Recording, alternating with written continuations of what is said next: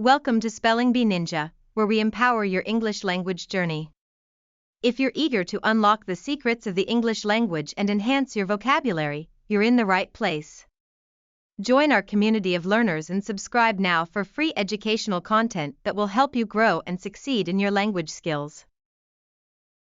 Today, we're diving into the fascinating world of prefixes. Prefixes are small but powerful parts of words that can change their meanings. When we add prefixes to root words, it transforms them and can make a huge difference in understanding vocabulary. For example, the prefix un means not or the opposite of. So when you see the word unhappy, it means not happy. By learning just a handful of common prefixes, you can expand your vocabulary and improve your ability to guess the meanings of unfamiliar words, all without reaching for a dictionary.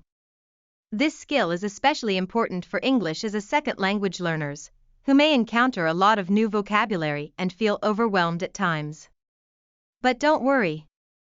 Demystifying prefixes can be your key to unlocking understanding and fluency. Prefixes are one of the foundational building blocks of English. Once you learn them, you'll start to see patterns that appear throughout countless words.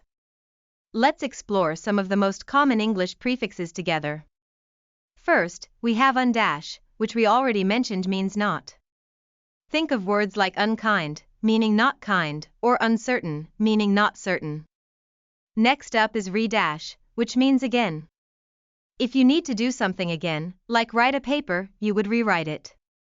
Then, there's pre-dash, which means before.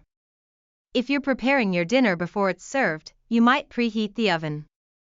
Mis is another interesting one, as it often signifies something wrong. For instance, misunderstanding indicates you heard something incorrectly.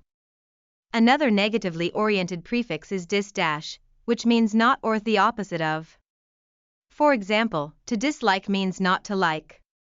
A similar prefix is non-dash, which also means not.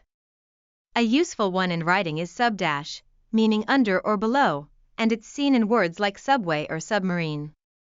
Next, we have the group of prefixes in dash, I'm dash, il dash, and ir dash. They all denote not. Think of invisible, which means not visible, or illogical, meaning not logical. Moving on, we come to over dash, which denotes excess. If something overheats, it's been heated too much. The opposite idea can be represented by under dash, signifying too little. If you undervalue something, you appreciate it too little. Another prefix is inter-dash, meaning between. An international event happens between nations.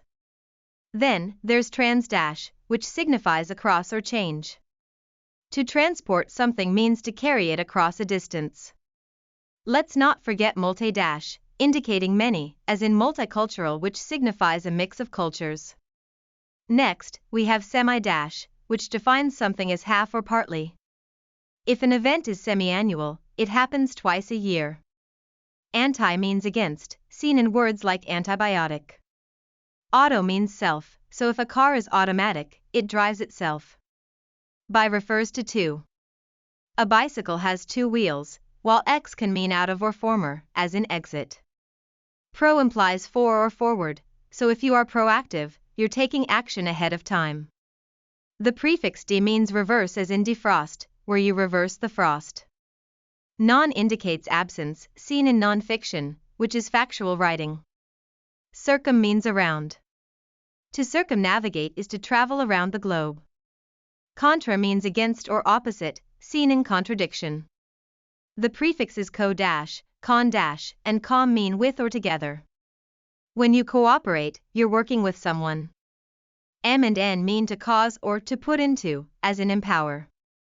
Extra refers to beyond, while hyper describes something excessive. Hypo means under or below normal conditions.